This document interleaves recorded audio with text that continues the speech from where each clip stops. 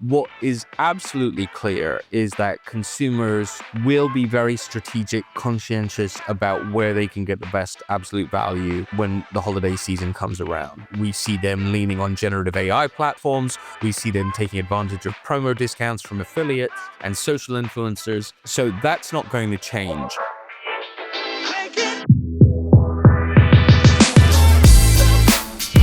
Prime Day has come and gone, but after 11 years, we've all learned that what happens during Prime Day can foretell the future of the rest of the year. So as the world of retail moves into back-to-school season and sets its sights on the ever-crucial holiday period, we have with us today Vivek Pandya of Adobe Digital Insights. Vivek has a deep background in digital analytics, including nearly 7 years at Adobe, which has become the ultimate source for Prime Day results since Amazon can be a bit skimpy on sharing details themselves. He's going to bring all that juicy Prime Day data to life for us today and tell us what it means for the rest of the year at retail. Welcome, everyone, to Retail Remix. I'm your host, Nicole Silberstein, Editor-in-Chief at Retail Touchpoints. And today, my guest is Vivek Pandya, Director at Adobe Digital Insights. Vivek, thanks for being here. Hi, Nicole. Yeah, it's great to be with you and talking about our insights. Yes. So now I'm sure that many of our listeners are already familiar with the Adobe Insights arm and what you do. But for those quickly who aren't, can you just break down what you all do and where the data comes from? Sure. So our data set is informed by the Adobe Analytics platform, and Adobe Analytics powers online experiences, customer experiences for retailers and websites across the globe. So we're able to look across 1 trillion visits and really get a sense of where the digital economy is moving, what trends are occurring, and then kind of provide different stakeholders insights around that. So we give our customers and clients a sense of where they stand. We put out insights publicly around major events and moments around the spending cycles. So that's where our data's really been able to kind of forecast and give guidance around where things stand. And you've really become kind of the go-to resource for results around Prime Day, which just happened about a month ago, is quickly becoming now Prime Week. I think we're going to have to change the name soon. Let's start there. What was most notable to you about this year's Prime Day event? I mean, did consumers behave the way we expected them to? Well, this event was interesting because it really expanded, as you said, to about 4 days. And that allowed consumers to have multiple opportunities to think across how they were going to spend through the days. We saw about $24.1 billion spent across the 4 days in the online retail space. So really, consumers took advantage of these days to prioritize certain categories. They thought about where they could be getting the best discounts because Amazon really has driven on this event, but you also have many other retailers who have provided competitive deals and discounts through this period. So you had the event really kind of balloon into a sort of Black Friday style motion. So that allowed many consumers to lean on it for different reasons. So then are you implying, though, that they perhaps took more time to consider their purchases since they had more time rather than just, immediately, I have to buy it now to take advantage of this deal in this moment? Well, I think that it was a combination of things. One, you had certain consumers who are used to spending on those Tuesday, Wednesday, the early days, the first 2 days, and we saw continued growth out of those days. And then you also had consumers who had time to think about additional types of categories they wanted to spend on in the back 2 days, which they didn't typically have in previous years. So you had spending happening across categories, across apparel, electronics, but then also grocery, home essentials. That really spoke to the spectrum of different categories that consumers were thinking about it for. And when we think about all the drivers, the broader economy that the consumers are spending in, it gave them a lot of opportunity to think about where would be the best types of products to spend on different types of days. Yeah. So, I mean, one of the things I've seen mentioned is the spending on essentials, which isn't something that you typically think of as buying during a sales event. We normally think of people as using those moments to buy bigger ticket items. But it seemed like this year there was more spending on just like household pantry staple items and taking advantage of promotions in that category. Did you see that on your end? And what do you think that says about the mindset of the consumer right now? We definitely saw that. We saw 150 to 200% increases across many of these types of categories like home goods, home Wow. essentials.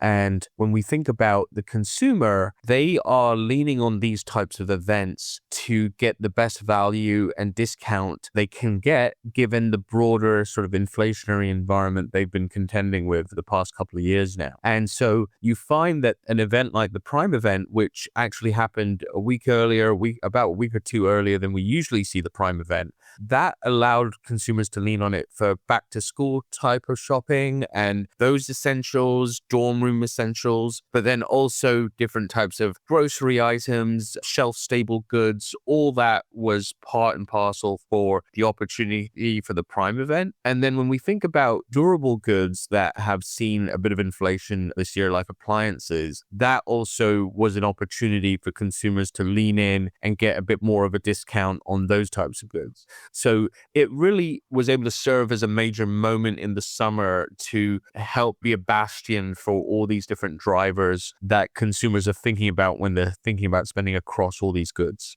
And once again, it broke records. I mean, you mentioned that 24.1 billion number. That was again a record-breaking sales figure for this event. How much of that do you think though is due to the extension of the time frame? I mean, I know personally myself, I bought some things on Amazon during that window that weren't really prompted by Prime just because buying on Amazon is part of my day to day. And over the course of those 4 days, it just came about. Well, it's a good question because when we think about those first 2 days, they definitely grew in the 8 to 9% range, which so that continued to grow those major marquee days for the Prime event. But then these back 2 days obviously grew at a level that was much stronger than what we'd expect out of a regular online shopping day. Okay. So you have those days really overperforming and contributing to that $24.1 billion total. Really, it's a factor of consumers being very price sensitive right now. They're seeing where the opportunities are in terms of price, and essentially that opportunity got extended by those additional 2 days. Okay. So, I mean, the reason we're still talking about Prime Day almost a month later is because it's kind of seen as the precursor to the second crucial half of the year for retailers. So, given all of this, what do you think this year's Prime Day indicates to us about how things might start shaping up for back to school and then into the holiday season? Well, for back to school, it really was an opportunity that, many of these retailers see that parents and families are using the Prime event for back to school motion. Hmm. And, that extends up into college and dorm room essentials. So then you get into bigger ticket items like mattresses and TVs and mini fridges, things like that. So really the event is being leaned in on to deliver on that moment. But then we also think about the opportunity consumers are seeing in how they're spending around prices and discounts and maximizing on value. We've seen these sort of President's Day, Memorial Day sales, even event sales around things like Valentine's Day and Mother's Day, things like that, really overperform. And essentially, when we think about online spending growth, it's been continuing to grow this year, but probably at a bit slower of a level than we've seen it in the past couple of years. And when we get to these event sales, though, we see the consumer really take those on and over-index their spending. So that really poses an opportunity for retailers to think about the buyer propensity and how they can lean on a consumer who's more willing to buy during this period and how they can put their best foot forward in order to appeal to them. And apparently, this year, not perhaps unexpectedly, also willing to wait until these periods come about to make these purchases. That's exactly right. We did see softer growth in the run up to the Prime event, but then once the Prime event kicked kicked off, it really started to shoot up in terms of demand across these goods. And then it kind of oscillates back down after the event, because I do think in some instances, you've got a consumer who's dealing with their mix of durable goods versus perishables, or grocery and essentials versus non-essentials. And in an environment where they're dealing with higher prices or price uncertainty, this is another factor that likely helped the Prime event, which is consumers being uncertain about what potential tariffs or price fluctuations could occur in the future. So we see them using these sales events to stockpile on goods so that they'll be well equipped to manage any price headwinds that might come down in the ongoing months. Now, there were two other interesting behaviors that you kind of noted as rising to the surface during Prime Day that I wanted to talk to you about. The first was an increasing uptake of AI-powered shopping tools. And the second was an increasing power of influencers to drive both interest and conversions.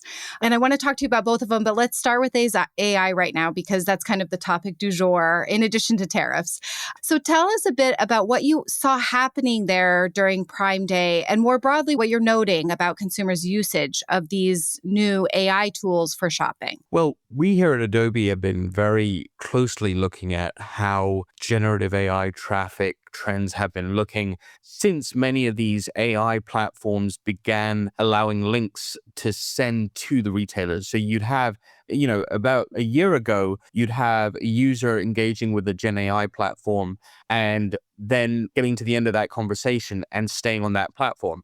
But now, if that user asks them, where can I find the cheaper good, or where can I find this item, or they're getting a link served back to them, and that link is driving traffic. So we started to see the traffic really start to pick up in the back half of last year. It had a moment during the holiday season where we saw many consumers leaning on it to get ideas on what to get for so-and-so, or where can I find a dupe or an alternative version of a good. And that really kind of trend held through 2025. And when we got to the Prime event, we saw about a 3,300% increase in traffic Wow. from these Gen AI platforms to retail sites. Yeah, it's pretty staggering. That's insane. That's 2 zeros there, not one. Right. Yeah. It's a real shift that's happening, and it's happening pretty rapidly, in that consumers are looking for speed, efficiency, good background research on what products they're interested in, comparative reviews, all those factors. And the generative AI platforms are doing a really great job of giving them strong results. We're finding through survey research that consumers are trusting these results, and that's what is driving the traffic to these pages. And when we find that they land on these retail sites, they're actually performing better across metrics. Their conversion rate is improving across sites. The bounce rate is better from consumers coming from this source versus others. So there's a lot of implications there around what retailers can be doing to optimize, to facilitate this sort of traffic and ensure that they're getting as much pickup from these Gen AI platforms as they are from other types of sources. Well, okay, so tell us, what should retailers be doing then to take advantage of this? Because this sounds like a massive shift. Well, it's working across multiple fronts. One of the things is obviously the SEO practices that they've been doing, for the past couple of decades. Some of those still hold true. You're going to still want to tag and describe your content on your pages effectively. But with generative AI, you're also going to want to own the overall conversation around the category you're in. So are you showing up in top 10 lists around, if I look for the best jeans under $400 or something like that, a top 10 list, how does that track? Where do I rank on that? Because a Gen AI platform is also going to be crawling that type of content around, again, affiliates and the social conversation. That's also important. How much are people talking about your products, giving it strong reviews? So the review counts and making sure that you're really well optimized there, because essentially basically the user is asking the Gen AI platform these very subjective questions like, what is the best pair of jeans? What is the best exercise equipment? Things like that. And the Gen AI platform is them looking across all types of content to reach a conclusion to serve back to the user. So it's really incumbent on these brands and retailers not to just make sure their own e-commerce storefronts are well optimized, but they're making sure that they're promoting their brand across different social networks, across the larger media ecosystem, so that when people are saying they want this type of product that has this type of feature, they're being picked up versus someone else. Well, I mean, that's a perfect segue then into the second trend, which was the kind of growing influence of influencers during Prime Day. It sounds like you're saying part of it is this shift that AI is precipitating in discovery. Is there anything else going on there that is leading to the kind of resurgence of influencers and their kind of ability to drive not just interest in products, but also you found conversions as well, right? That's exactly right. So in a way, there's a convergence happening from these trends that would at first seem kind of secular, but are in a way helping precipitate and drive each other. And one of them is affiliates. Obviously, the social networks, Instagram, TikTok, YouTube, all these platforms are commanding more and more user attention and engagement. And the influencers on every level, be that, large macro influencers or more micro influencers, they're being viewed as credible voices around trust, around the brand. They're also providing additional promo codes and additional discounts and value to the user. So there's a lot of discovery happening across these social platforms through these influencers. And then the audiences are trusting the influencers and taking advantage of additional discounts. So as a result of all those factors, we're finding affiliate traffic is converting 10 times better than general social media traffic. So Wow. it becomes incredibly important for brands to think about what their affiliate outreach strategy looks like and how they can continue to drive on that. Because over the Prime event itself, we saw a 19% increase in sales coming through this affiliate channel, which is even stronger than something like paid search, where the increase was about 5%. So you have an emerging channel that's really driving strong performance, and brands are going to want to lean into that because then as we were talking about before, the AI platforms are then looking across the broader conversation in the ecosystem and are finding this brand is being trusted, this product is being touted as the best, and pulling all that into the results too. It's so interesting because I really kind of viewed those two trends as two very separate, almost like divergent things. Like one was very human centered and one was very machine centered. And it turns out actually they are very much intertwined. Exactly. They're both having a very strong moment at a similar time because you have the Gen AI platform wanting to give the consumer guidance with as much information and context as possible. And if you think about the content these affiliates are creating, it's about providing as much of that context to the consumer as well, in terms of this is what you'll need this product for. This is how it compares price wise. This is the upside of this product versus that product. And that's helping guide some of these AI bots to understand, okay, this is what the brand is touting as their features on their website. This is how it's being absorbed by the broader ecosystem. So interesting.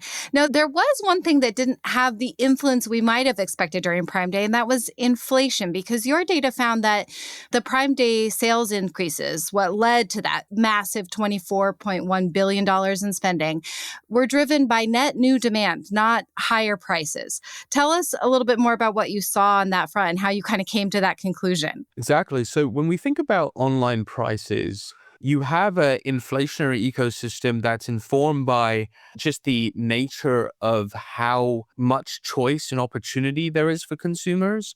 And so that helps drive down prices. So typically, we've always seen more deflationary trends in the online space.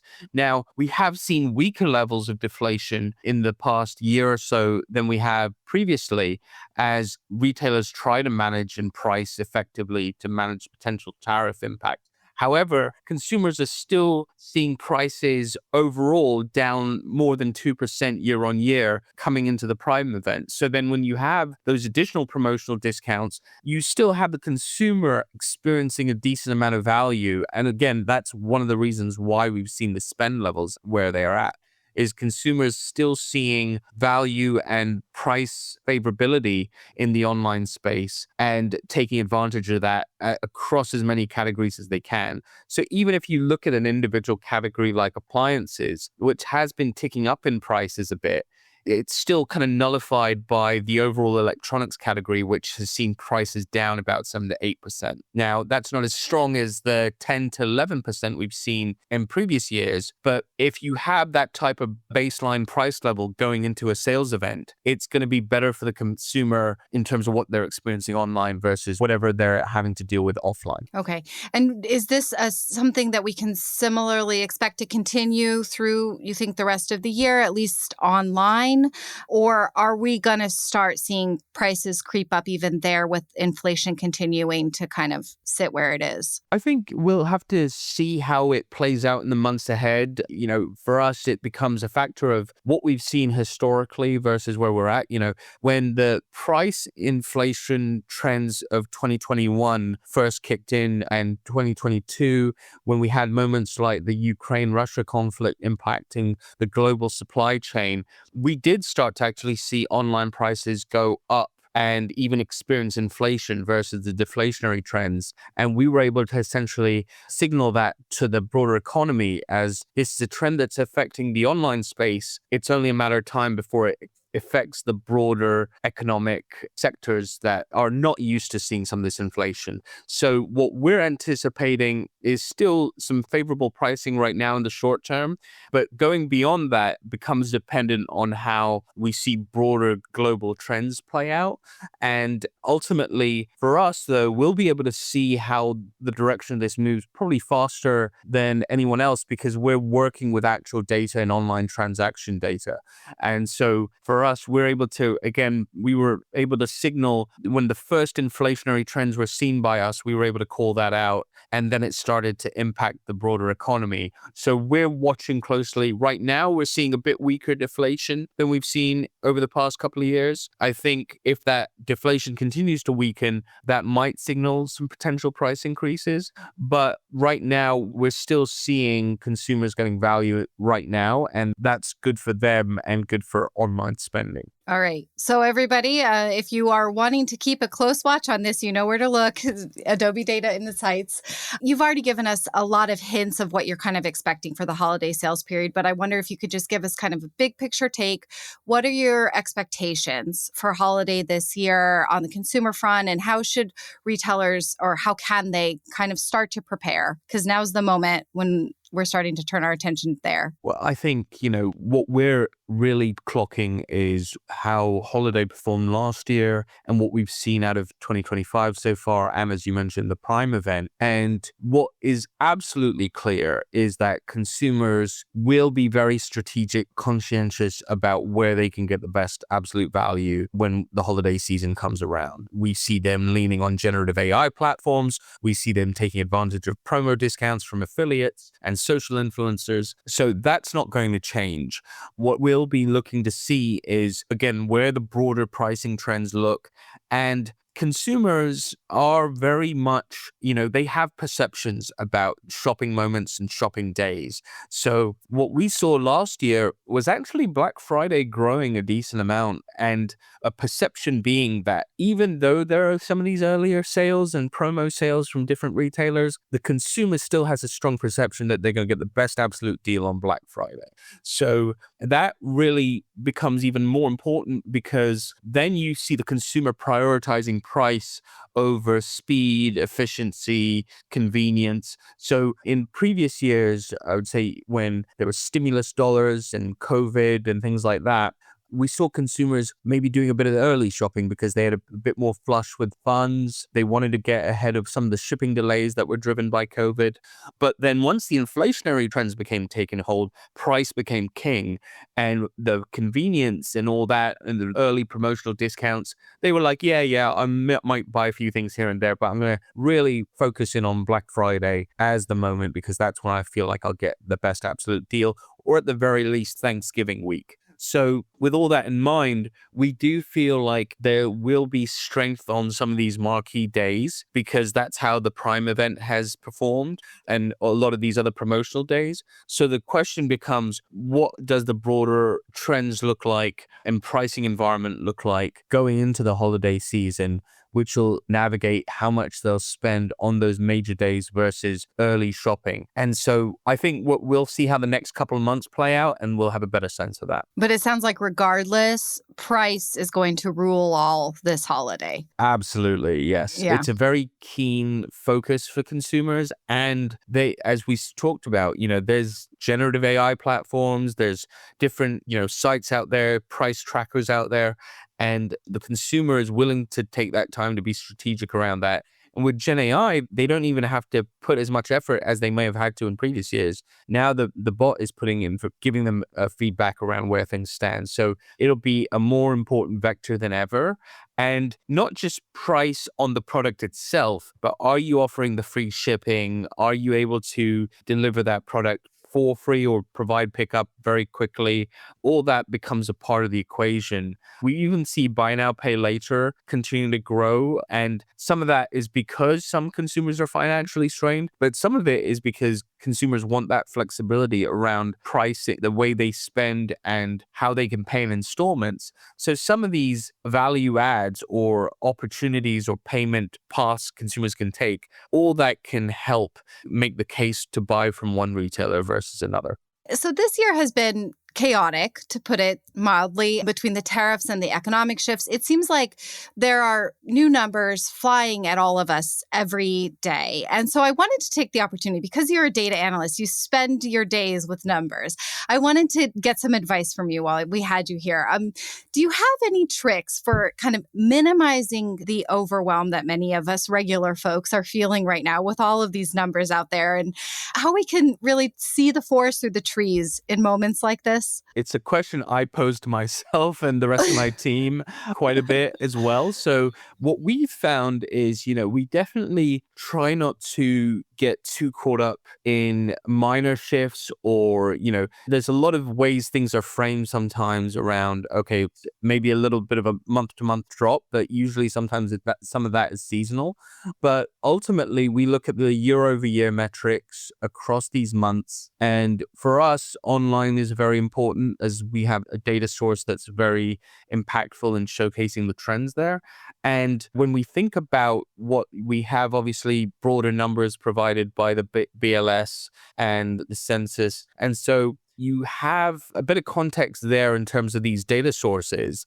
But I would say the key becomes around the consistency. Do we see things moving in the right direction over, 3-4 months, a quarter by quarter basis? Because that will be more telling versus because as you mentioned, there is a lot of dynamism out there that can have an economic impact. There's certain events, certain moments we were coming in to something like January and we had the California wildfires, and that, California drives a significant amount of online spending. So you quickly see impact there and being able to define, okay, this is what's explaining this shift versus the broader trends that we have been seeing for the entire country. All that needs to you almost kind of have to dig down and really get to what are the drivers versus kind of having a cursory view and saying, oh, we're down a little bit this month, things are bad, or we're up a little, things are back to normal.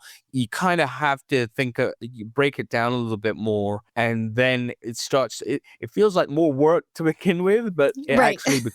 it actually helps give a grounding as to why you're seeing the top line Yeah. numbers the way you're seeing them. Okay, so don't just read the headlines, dig in and take a long picture view. Yeah, put everything you read through a long-term kind of filter. That's exactly right. And I also think it is important to keep the historical context in mind. I think, something like grocery prices, those surged month after month for, many months through 2022 and late into early 2023. And what was happening was the price was climbing. So by the time you got to around where we are now in early 2025, you saw a little bit of alleviation in grocery prices and said, oh, prices were only up about 1%. But if grocery prices are up 15% over the course of a couple of years, that can really, shift the consumer's perception around what they're paying and putting towards grocery. So even if you have a little alleviation, a little moderation in the top line price increase number, you got to keep in context what the consumer has been facing in terms of incremental increases and surges that we had during the shortages and things like that over the past couple of years, and be able to say, okay, this is the new paradigm now that the consumer is facing versus, oh, this month's figure came in a little lower, so the consumer is fine in terms of grocery prices. That's, I think, a little bit also helps kind of shake what you can inform what you could see for future months. Very helpful. Thank you. All right. So now to wrap up, we have our mixtape rapid fire session. Are you ready for our last quick questions? I am. Okay. I'm very excited. First one, did you buy anything during Prime Day? And if so, what? I did. I'm a bit of a vinyl collector still, and I saw some vinyl records that were pretty well discounted that I logged down, some special editions, things like that. So I bought a few of those. My son is a big Paw Patrol fan, so I was able to, keep an eye on those, keep an eye on a lot of toys. So, I was able to buy a bunch of those, and then kind of I'll be rationing them out through the months between now and Very the smart. holiday season. Yeah. Stockpiling of Paw Patrol. I love it. Exactly. What is your favorite song to listen to when you're crunching numbers? So I have a bit of an elaborate answer for this because there's multiple options, but I think the song I really like when crunching numbers is Reflector by Arcade Fire. It's a very kind of synthy tech song, and it feels like it's a great song to have in the background to like kind of work through the tables and the data, and it has good forward momentum to it. So, and it's a bit about the tech world and data and digital. And so that works nicely. And then also soundtracks work really well because that way you just have the instrumentals. So I'd recommend the Tron Legacy soundtrack. The movie was, okay, but the soundtrack is by Daft Punk and is just astounding and perfect for, when you're working with data. That's great. I love that. And I've definitely never listened to the Tron soundtrack, so I have to try it out. An AI tool that you use regularly, if you have one. So I think I'm using ChatGPT a lot day to day for different types of things. And then on the creativity front, we have the Firefly Adobe tool. And that has been a tool that we've been encouraged to use for creative asset production and formatting and things like that for some of our templates. So for us, we were able to use it to, even help give guidance to further improve it and make real great feature updates and things like that. So I would say between ChatGPT and Firefly, those ones I've been able to really focus on a lot. Yeah. So you're not just using them, you're also helping develop them at Adobe. Yeah. I think it's a great kind of thing where there's, we have a lot of collaborative teams here. So everyone's just curious, like, how are you finding your experience using this product or that product? So for us, it's been great just to, be on the cutting edge of everything, all the video and image features that Firefly is producing. So it's been great. Crazy what these tools can do. So next one, a product that you plan to prioritize buying early this year to avoid price increases. So I'm definitely keeping in mind the appliances world, and just based on trajectory of what that's seen already, I'm very much taking a second look at my washer and dryer and our fridge and being like, are we due for replacement? Because if we are, we'll probably want to try to get on those a bit earlier. And then, as I said, toys have been seeing some interesting trends around pricing and impacts there, and that could have implications for the holiday season. But for me, I preempted that a little bit already with the Prime event. You've got that one solved. But I mean, I think the appetite is going to grow on the family side, so we'll probably stay on top of that. And sports equipment, I would say as well, just because the materials that are needing to be made, say golf clubs or soccer goals, things like that, those are things I'm keeping in mind. Last one, favorite social media personality or influencer, since we talked a lot about influencers today. Oh, wow. Gosh, there's a lot. And I do follow Scott Galloway a lot, especially about his sort of business.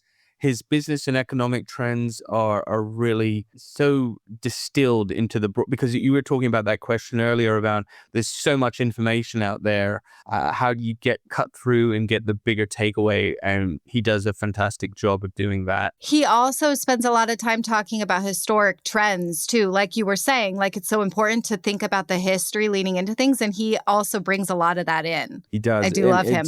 He just locks in around the really impactful things going into a moment and what that can mean. So yeah, it's been great to follow him, but there's a lot to pick from out there. It's pretty wild. And I should have looked up his name, but my favorite one of the moment is there's this guy who does Bob Ross impressions, but with AI prompts. And man, every single one of those he does just makes me laugh.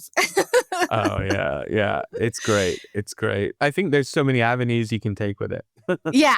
I mean, it can be such a great source of just like levity when you need it, but also to your point, also really good distillation of what's happening in our world when you find the right folks out there. Yeah, exactly. Well, thank you, Vivek, so much for your time today and taking us through all that. I hope it bodes well for our listeners headed into the holidays. Definitely. Thanks so much, Nicole. It's been great to kind of walk through in a moment in time, really, where Prime Event has been great at kind of encapsulating everything around where the consumer's at. And it's been good to talk through the trends that have, led to everything we've seen. Yeah, absolutely. Really helpful. Whatever ends up happening, both Adobe and Retail Touchpoints will be here to cover it and discuss. Thank you, everyone, for tuning in today. And as always, we'd love to continue the conversation with all of you on LinkedIn, on the Retail Touchpoints page. Tell us how you're prepping for holiday and who else would be helpful to hear from as you put your plans in place. Talk to you all soon. Thanks for joining us for another episode of Retail Remix. Be sure to subscribe so you don't miss a future episode. You can find us on Spotify, Apple Podcasts, YouTube, or your favorite podcast app. Until next time, keep mixing it up.